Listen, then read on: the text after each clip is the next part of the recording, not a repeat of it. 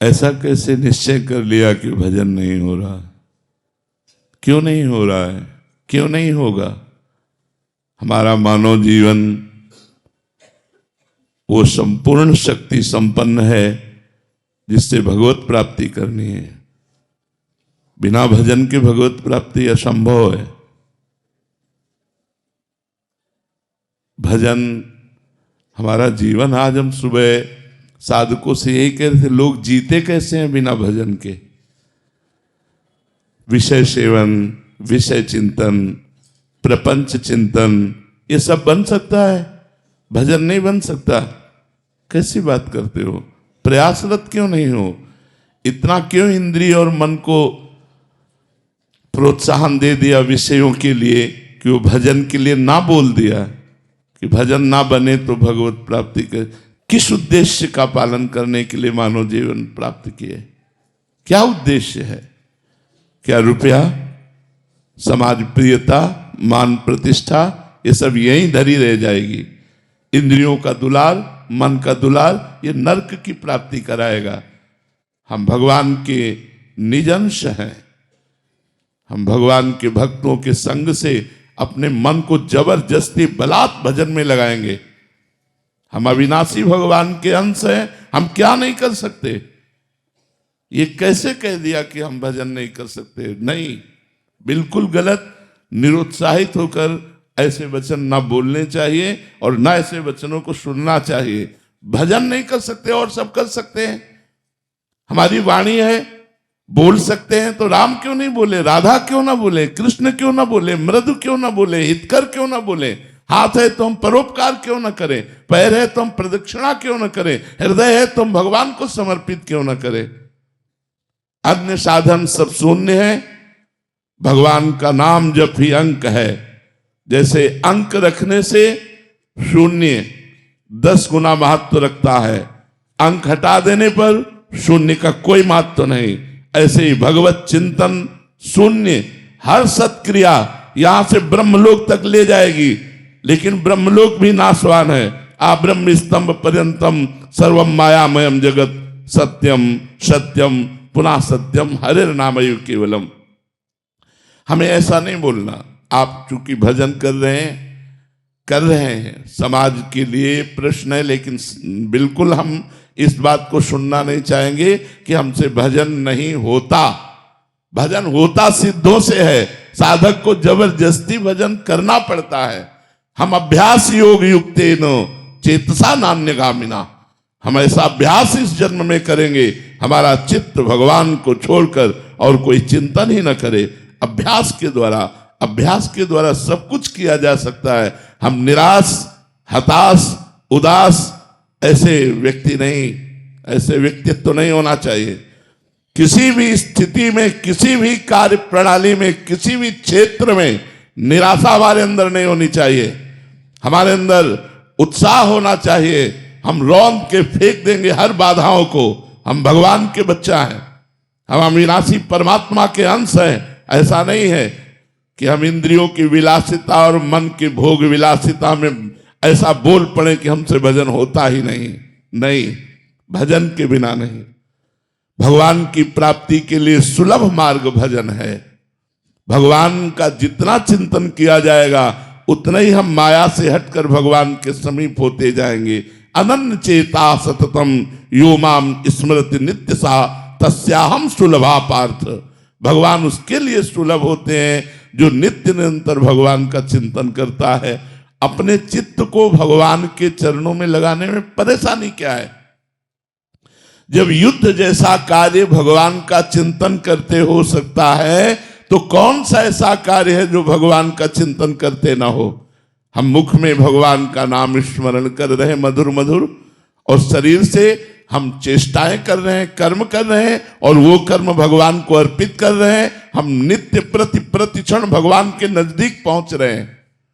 भगवान का विस्मरण करके केवल धन संपत्ति और भोगों की चाह में भटकना, ये तो दिव्य मनुष्य जीवन को व्यर्थ नष्ट कर देना है। इसलिए सबसे प्रार्थना है, ये शब्द तो आना ही नहीं चाहिए कि भजन के बिना हमारा जीवन किसी कार्य का नहीं है, हम भजन नहीं कर सकते, ये शब्द नहीं आना चाहिए कि भजन नहीं कर सकते। भजन के बिना जीवन किसी कार्य का नहीं। जब आप सुअर कुत्ता बनोगे तब भजन करोगे, जब आप पशु पक्षी बनोगे तब भजन करोगे। अरे दुर्लभो मानुषो देहो, इतना दुर्लभ मनुष्य शरीर मिला, यदि इस मनुष्य शरीर में अपने प्रभु से प्रेम न कर पाए, प्रभु को रिझा न पाए तो और क्या है। और प्रभु के प्रेम की प्राप्ति, प्रेम मूल यह नाम है, भगवान का नाम ही प्रेम मूल है। ब्रह्म राम ते नाम बड़ वरदायक वरदान, भगवान से भी बढ़कर भगवान का नाम है। यदि हम राम राम कृष्ण कृष्ण हरि हरि राधा राधा प्रतिपल रट रहे हैं तो भगवान हमारे हृदय में प्रकाशित होंगे, भगवान हमारे नेत्रों में जरूर वो सामर्थ्य देंगे कि इस माया का पर्दा हटाकर हम कण कण में क्षण क्षण में भगवान का अवलोकन करें। भगवान विराजमान है। इसलिए ये निरुत्साहित करने वाली बात तो किसी की जबान में नहीं आनी चाहिए। हम प्रयास करेंगे, हो सकता है हमारा प्रयास असफल प्रयास रहे, लेकिन हम फिर प्रयास करेंगे तो 1 2 3 बार 4 बार हम किसी बार तो सफल प्रयास करने वाले बन ही जाएंगे। हमें निराशा बिल्कुल पसंद नहीं। हताश होना, उदास होना, निराश होना ये हमारे जीवन में नहीं, और ये हम मनुष्य जीवन में बर्दाश्त नहीं करना चाहते।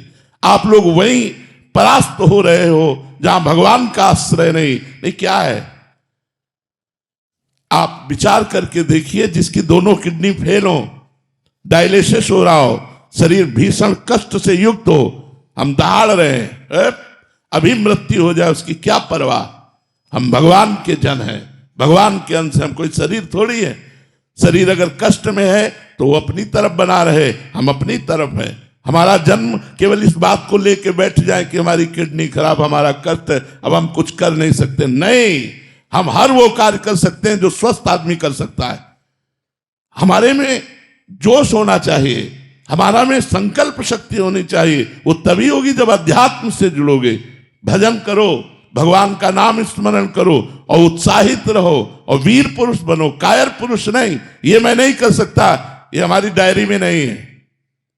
अधर्म की बात अलग है, धर्म और सही मार्ग में चलने के लिए ये मैं नहीं कर सकता, ये डायरी में नहीं। हमें जो सतमार्ग में करना है वो हम करेंगे। भजन बड़ा है या माया का प्रकोप बड़ा है, भगवान की कृपा बड़ी है या माया का प्रकोप, ऐसा नहीं। हम सबसे प्रार्थना करते हैं, आप लोग कायर बनोगे तो ना इस लोक के रह जाओगे ना परलोक के रह जाओगे, और वीर बनोगे तो जो चाहोगे वो प्राप्त कर लोगे। तुम भगवान की संतान हो, महाबली अनंत वैभवशाली हनुमान जी महाराज जिनके चरणों को दुलार करते हैं, उन भगवान के बच्चे हो, उन भगवान के अंश हो। तुम में अपार सामर्थ्य, तुम अपनी शक्ति को जागृत करो और जागृत करके भगवत प्राप्ति करो। जब हम भगवान को अधीन कर सकते हैं भगवान का नाम जप करके, तो और क्या नहीं कर सकते। इसलिए खूब नाम जप करो। जबान हिलाने में क्या जाता है, राधा राधा राधा राधा राधा राधा, इसी से भगवत प्राप्ति हो जाएगी। जो कर्म करो भगवान को समर्पित करो, खूब नाम जप करो। देखो भोग विलास तो लंका में भी बहुत था, लेकिन विभीषण जी ने भक्ति की कि नहीं की। हम वही बात बार बार आपको दोहरा रहे हैं। हमारा जिद्दी स्वभाव होना चाहिए। हम जिस कार्य को करना है उसे करके रहेंगे, चाहे लाख बाधाएं आए, मुझे परास्त कोई नहीं कर सकता। अगर हमारा स्वभाव इस कोटि का रहेगा तो हमें कोई परास्त नहीं कर सकता। लंका निश्चर निकर निवासा, यहां कहां सज्जन कर वासा।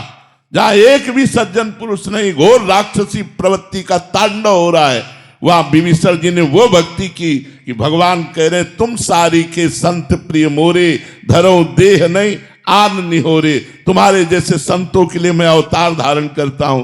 जब लंका जैसे क्षेत्र में भक्ति का विस्तार विभीषण जी ने अपने हृदय में कर लिया, तो हम चाहे अमेरिका में हो, चाहे हॉलैंड में हो, चाहे इंग्लैंड में, कहीं भी हो, जब हम नहीं बदलने वाले तो हमें कोई नहीं बदल सकता।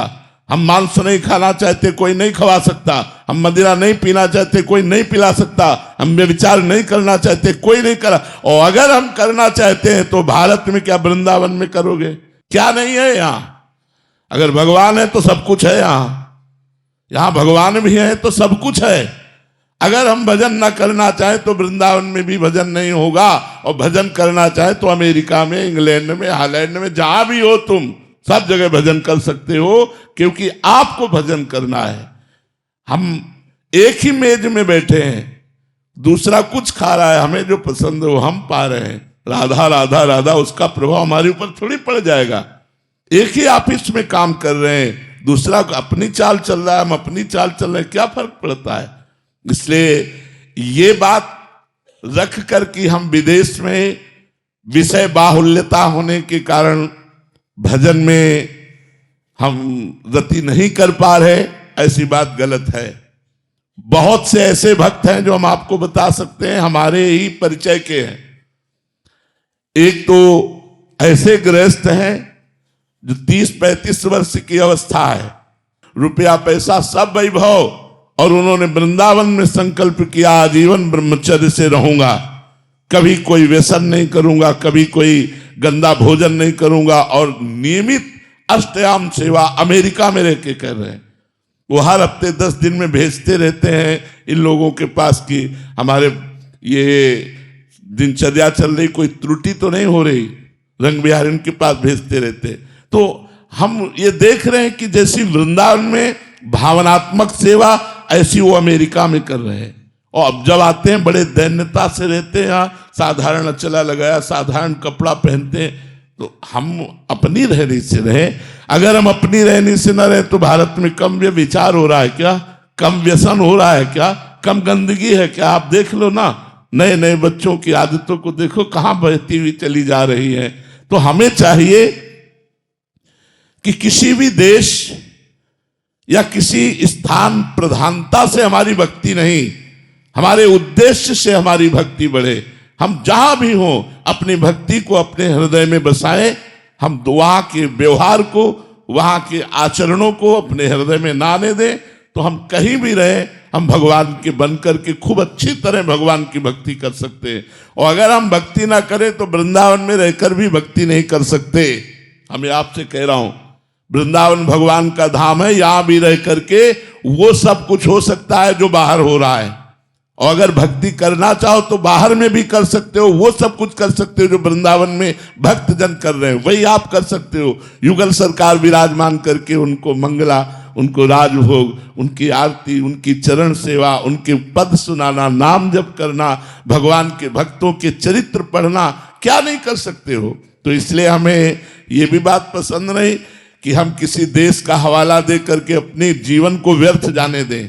नहीं, हमारा उद्देश्य मजबूत है तो हम चाहे जिस देश में रहे, चाहे जिस प्रांत में रहे, चाहे जिस जगह में रहे, हमारी भक्ति में कोई असर आने वाला नहीं। अगर हमारा उद्देश्य सही नहीं है तो भक्ति क्षेत्र जहां भक्ति नृत्य कर रही, वृंदावन में भी भक्ति नहीं कर सकते। उद्देश्य ठीक होना चाहिए हमारा। हमारे ऊपर भगवान की कृपा हुई है तब हम भक्ति मार्ग में कदम रखा है।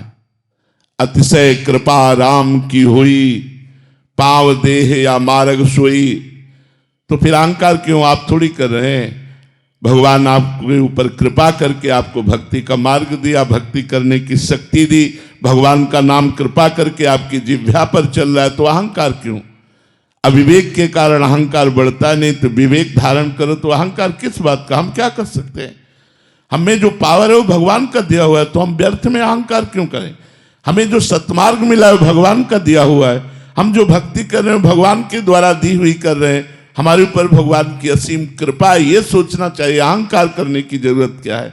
अहंकार से तो पतन हो जाएगा। अहंकार भगवान को पसंद नहीं।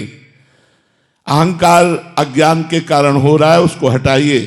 भगवान की कृपा है, आपके द्वारा जो भक्ति हो रही है, हाँ बिल्कुल। अगर अहंकार रखेंगे तो जो हो रही है वो भी छूटती चली जाएगी और काम क्रोध आदि आपके ऊपर हावी हो जाएंगे और गिर पड़ोगे।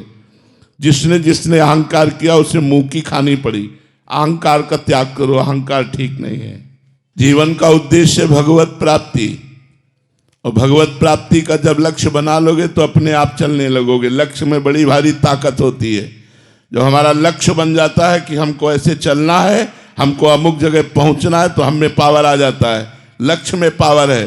प्रिया प्रीतम की प्राप्ति करनी है, भगवत प्राप्ति करनी है, तो यही तुम्हें धर्म से चलना सिखा देगा। जब हमारा लक्ष्य भोग होते हैं और हम भक्ति करते हैं तो नाटक बन जाती है, और जब हम भोगों में होते हैं और लक्ष्य भक्ति होती है तो हमारी वही भक्ति प्रकाशित हो जाती है। हमारी बात को समझना।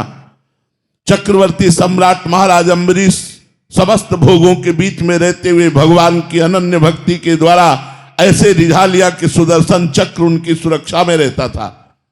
अंगरक्षक के रूप में सुदर्शन भगवान स्वयं रहते थे। तो जब चक्रवर्ती सम्राट से ऐसी भक्ति हो सकती है तो आप दो चार परिवार वाले अपने घर में रहकर क्यों भक्ति नहीं कर सकते? भगवान की भक्ति बहुत कृपामयी है।